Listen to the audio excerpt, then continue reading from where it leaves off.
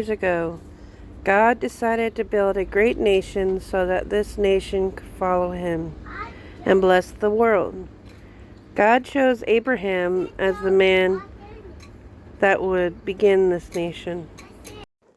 Have you ever tried to count how many stars there are in the sky at night? There are too many to count.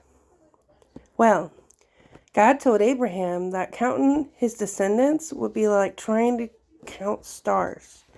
He would have so many grandchildren and great-grandchildren and great-great-grandchildren and great-great-great-grandchildren that no one could even count them.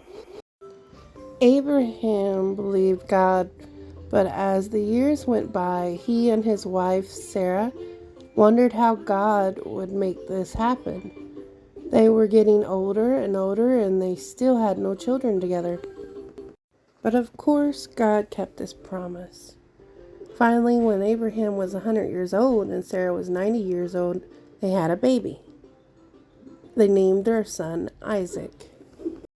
Abraham and Sarah loved Isaac very much and looked forward to the day when Isaac would marry and have children. Then those children would grow up and have children, and then those children would grow up and have children. Abraham loved his son and loved God. Even though Abraham loved God and believed that God said a day came when Abraham was tested. The testing day was the day God asked Abraham to do a very difficult thing. During the time of Abraham, people showed their devotion to God by placing food or sometimes an animal they had killed on an altar and burning it up. This was called a sacrifice. Even though Abraham knew about his kind of sacrifice, he had never heard about the kind of sacrifice that God asked him of this testing day. God said, "Take your only son Isaac, the son you love, go to the land of Moriah. There kill him and offer him as a whole burnt offering. Do this on one of the mountains there. I will tell you which one." Most people would have just said, "No way, God." After all, Abraham loved Isaac. Besides, Isaac was his only son. God had promised him that Isaac would grow up and have children, and his children would grow up and have children.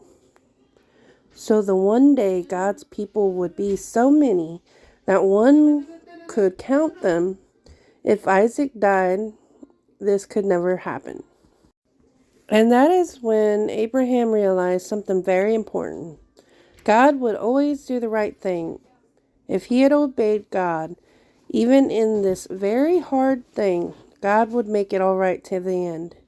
He thought that maybe God would let Isaac die, but then he would bring him back to life. Abraham did not understand exactly what would happen, but he had faith in God. He would do what God said. When Abraham and his son got to the top of the mountain, they stacked stones on top of the stones to build an altar. Isaac asked his father what animal they would put on the altar. Only Abraham knew that Isaac would be the one on the altar instead of an animal. And then the time came for Abraham to do what God said and kill his son. But do you think Abraham actually killed his son? No, he did not. At the last minute, an angel called out in a loud voice and told Abraham to stop. Even though God knew that Abraham had enough faith to obey him, God did not want him to actually kill Isaac. What a relief! God would never want a person to be killed and burned on an altar. Abraham looked up and saw a ram caught in some bushes. He and Isaac offered the ram as a sacrifice on the altar. On that day, Abraham learned that he loved God more than anything else.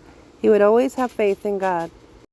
And Isaac continued to grow up and follow God. And guess what? He had children, and then they had children, and then they had children. And now for Dave with the verse of the day. Yeehaw!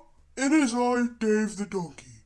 And today's verse is, Give thanks to the Lord, for he is good. His love endures forever. Psalm 107:1. And that's today's verse, kids. See y'all next time with another verse of the day. Ni hao.